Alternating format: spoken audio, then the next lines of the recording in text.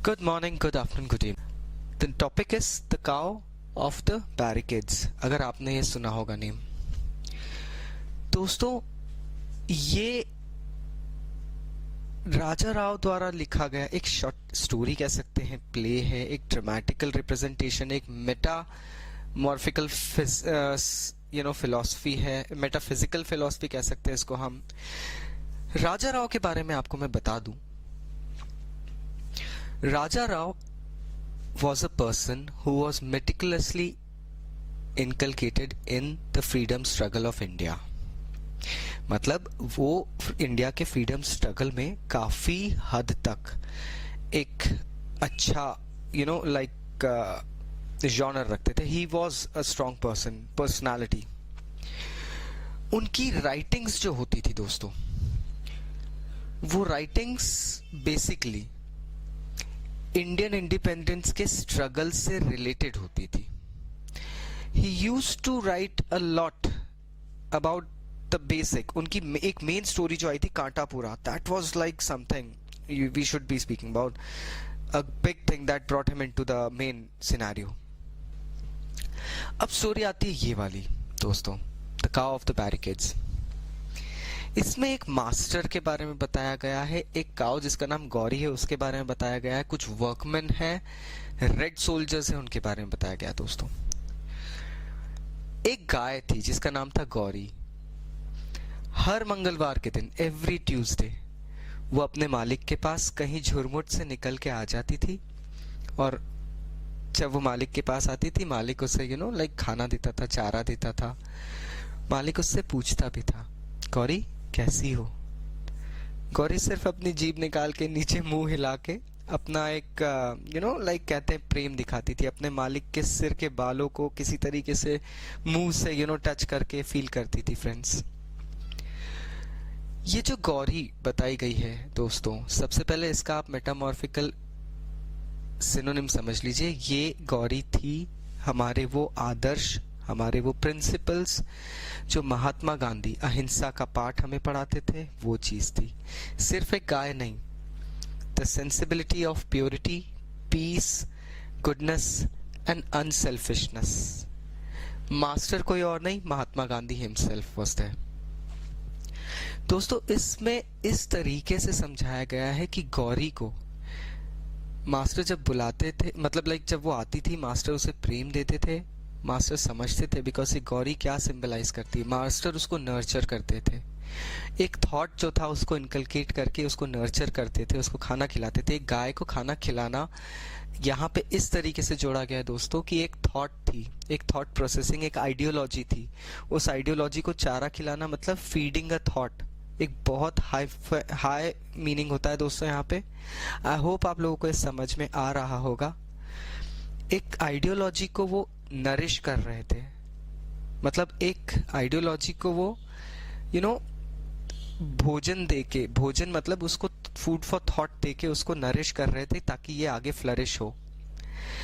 अब होता ये है कि हमारी गौरी जो है, इस आइडियोलॉजी को गौरी कहा गया है ताकि इजीली समझ में आ जाए। फ्रेंड्स, हमारी गौरी का फेम काफी बढ़ गया। लोग गौरी को गॉडेस लक्ष्मी का रूप देखते थे। हर मंगलवार लोगों को पता रहता था कि गौरी आएगी। लोग उसके लिए तरह तरह के पकवान, तरह तरह की चीजें तैयार करके, जिसको जो कहते हैं मन्नत मांगनी है, विश पूरी करवानी है, किसी को पास होना है, किसी अच्छे मार्क्स लाने हैं, बिगड़ते काम बनाने हैं, वो सब लोग आके लाइन से गौरी के लिए खड़े रहते थे, अलग अलग चीजें लेके, तोहफे लेके। लेकिन गौरी, इस बुक में एक स्पेसिफिक वर्ड लिखा गया है दोस्तों, like a Hindu wife she use to walk among the men. मतलब अपने आप को उन लोगों से विमुख करके वो सीधे अपने मास्टर के पास जाती थी। उसको उन लोगों की वो चीजें जो मिल रही थी, जो गिफ्ट्स मिल रहे थे कि हमारे पास आके रुको, उन चीजों से उसको कोई आभास नहीं था। वो डायरेक्टली अपने मास्टर के पास जाती थी। दोस्तों, इसको एक बहुत खूबसूरत वे में समझा जा सकता है। गौरी एक्चुअली लोगों की अलग अलग भ्रांतियों से, अलग अलग थॉट प्रोसेसिंग से काफी अलग थी। उसका जो थॉट प्रोसेस था the ideology that the person that is Master Mahatma Gandhi had dwelt in this cow named Gauri. The ideology, Gauri is an ideology. The ideology that Mahatma Gandhi had dwelt and inculcated and wanted to instill among others, वो ideology किसी चीज से affect नहीं होती थी. It was very strict and it knew its limits and its place. लोग भी चलो इस चीज को मान लेते थे. बहुत बार ऐसा होता था कि लोग उसके लिए जो फूड लेके आते थे वो अनछुआ खाना, जो गौरी छूती नहीं थी, झूठा नहीं करती थी, उस खाने को मछलियों को तालाब में खिला देते थे. एक बहुत अचंभे की बात ये होती है कि उस वक्त जब वो मछलियां वो खाना खा रही है तो तालाब के जो मगरमच्छ थे वो आके उन मछलियों को या इन लोगों को परेशान नहीं करते थे. इसको हम इस तरीके से समझते हैं फ्रेंड्स, तालाब के मगरमच्छ मतलब तालाब में खतरा जो है. तालाब में मछलियों को खाना देने का मतलब जो चीजें हम एक आइडियोलॉजी को प्रमोट करने के लिए लेकर आ रहे हैं उन चीजों को हम मासेस में फैला रहे हैं. अब वो आइडियोलॉजी जब मासेस में फैलती है, वो चीजें जब मासेस में, जब लोगों में, जन में फैलती है, जनता में, तो उस आइडियोलॉजी को हैम्पर करने के लिए वहां पे जो ऑलरेडी बड़े बड़े मगरमच्छ थे वो लोग वहां पे नहीं आते हैं. सेकेंडली बताया जाता है कि रेड आर्मी की अप्रोच होने लगती है. अब रेड आर्मी दोस्तों देखा जाए तो कहा जाता है अंग्रेजों की जो ड्रेस थी उस समय वो रेड कलर की ड्रेस हुआ करती थी. जो अंग्रेजों के मेजर्स होते थे, जो मेजर उनके पर्सन होते थे, जो इन्फ्लुएंशियल पीपल होते थे, they used to wear red coat my friends. तो इसलिए यहाँ पे रेड आर्मी कहा गया है. लाल, और दूसरा इसका एक नोशन हम ये देख सकते हैं कि उन लोगों को pink skinned, that is the red skinned people, like when they had come to India due to the heat and all, they got all red because they were like in a fairer complexion. तो इसको हम वहां भी समझ सकते हैं. जब red army approach करने लगती है, क्योंकि रेड आर्मी का मेन रीजन था पूरे इंडिया को कवर करना, ब्रिटिशर्स का मेन रीजन ये था. लेकिन यहाँ पे एक छोटे रीजन से बताया गया कि जो वर्कमैन थे उन लोगों ने अपने गांव के आसपास बैरिकेड्स लगाने शुरू करे. उन्होंने कुल्हाड़ी, हथौड़ी, हंसिए, जो भी चीजें थी सब कुछ उठाना चालू कर दिया because they wanted to fight with the red army.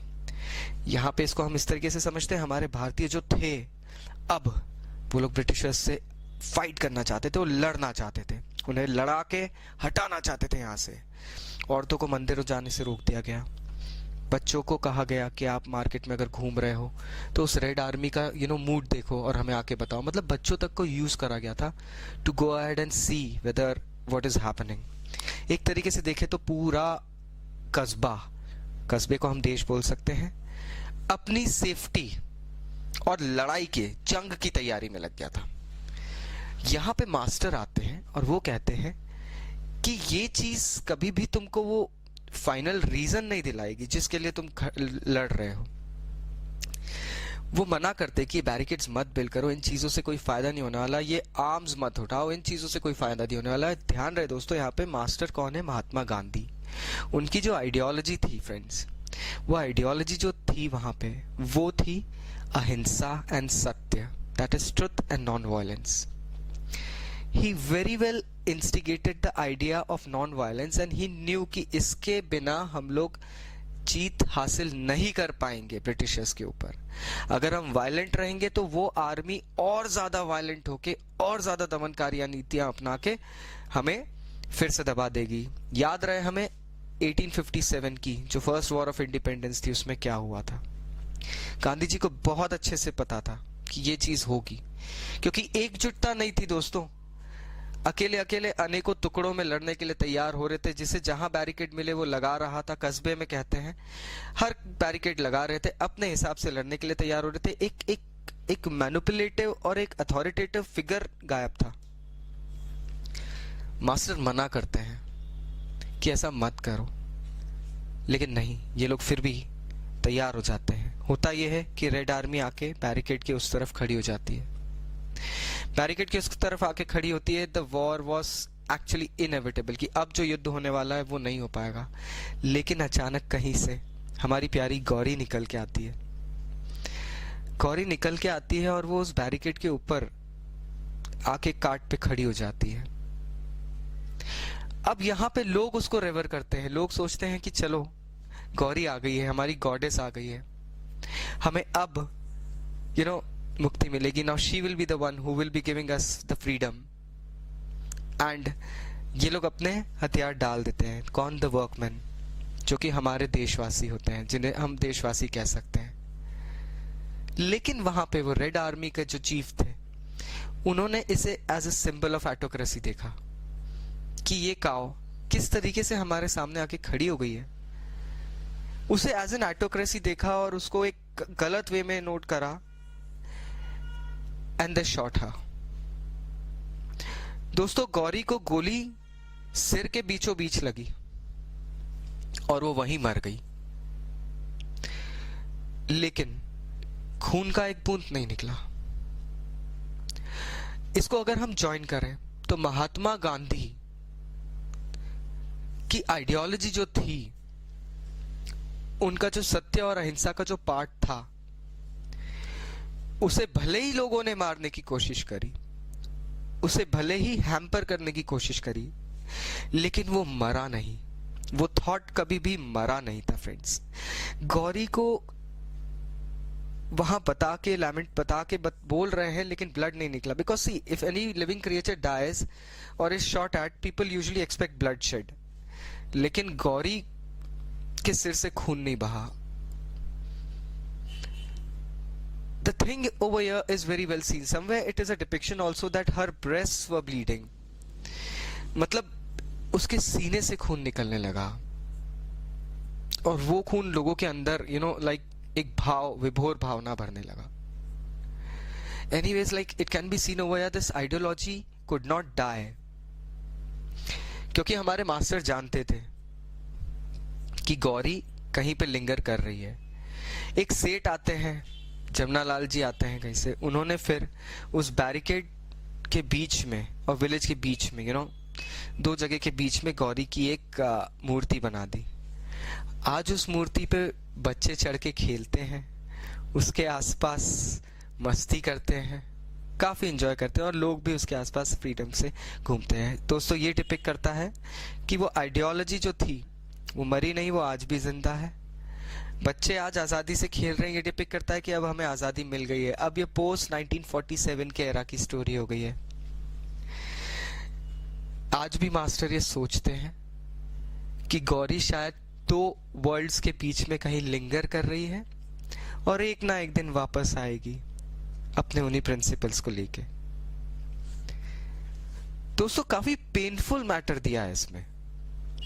Mahatma Gandhi ने जो पार्ट हमें पढ़ाया था सत्य और अहिंसा का, उसको दबाने की कोशिश की गई। काफी टाइम हम खुद भी उसे समझ नहीं पाए थे। राजा Ram was an author, my friends, and he was very much influenced by the Gandhian philosophy. Yes, he was. उन्हें लोगों को ये बात समझाने के लिए एक गाय का सहारा लेना पड़ा, क्योंकि रेवर्ड होती है गाय इंडिया में दोस्तों। जहां भी उसे देखा जाता है, लोग उसकी पूजा करने से चूकते नहीं हैं। कहते हैं अगर उसकी पूजा करेंगे तो मोक्ष प्राप्त करेगा, कोई सा अच्छा सा फल मिलेगा दोस्तों। तो यहाँ पे गाय का मीनिंग लिया गया, गाय का एक नोशन लिया गया राजा राम द्वारा, ताकि लोगों को समझ में आए कि ये सत्य और अहिंसा क्या थी, ये आइडियोलॉजी जो थी महात्मा गांधी की, कि वो क्या थी। I'm not being a Gandhian right now, I'm not being a philosophical guy right now, but I'm just wanting to instill the thought कि लोगों ने अलग अलग रीजन से उनकी फिलॉसफी, उनकी आइडियोलॉजी को दिखाने की कोशिश करी थी, जिसे हम शायद एक टाइम पे समझ नहीं पा रहे थे। इट वॉज इंडीड कि वो फिलॉसफी जो उनकी थी उसकी बलि चढ़ी, तभी जाके फ्रेंड्स लोगों को समझ में आया कि ये क्या रीजन था, that he was actually wanting non violence to be the part.